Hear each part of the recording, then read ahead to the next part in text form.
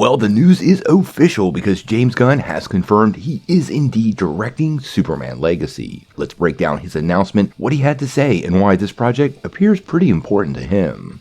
Well, if you remember the other day, we had a report from Tom Taylor, one of the writers of Superman Legacy, that James Gunn was indeed directing it, but we still had no confirmation of that from any official source. Now, earlier today, James Gunn himself actually took to Twitter, gave a full confirmation, and quite the little announcement on why this project really is so important to him. So I thought we could take a couple minutes to talk about what he said. Now, Gunn took to Twitter and other forms of social media and confirmed by saying, "Yes, I am directing Superman Legacy to be released on July the 11th, 2025. My brother Matt told me when he saw the release date he started to cry. I asked him why. He said, 'Dude, it's Dad's birthday.' I hadn't realized.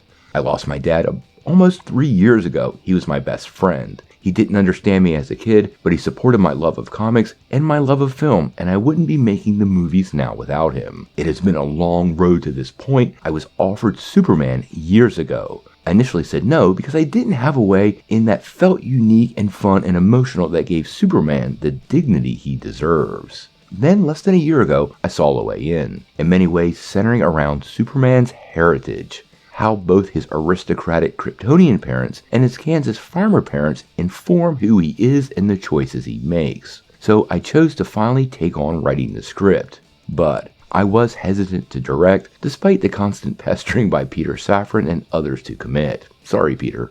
Just because I write something doesn't mean I feel it in my bones, visually and emotionally. Enough to spend over 2 years directing it, especially not something of this magnitude. But the long and short of it is, I love the script, and I'm incredibly excited as we begin this journey, up, and away.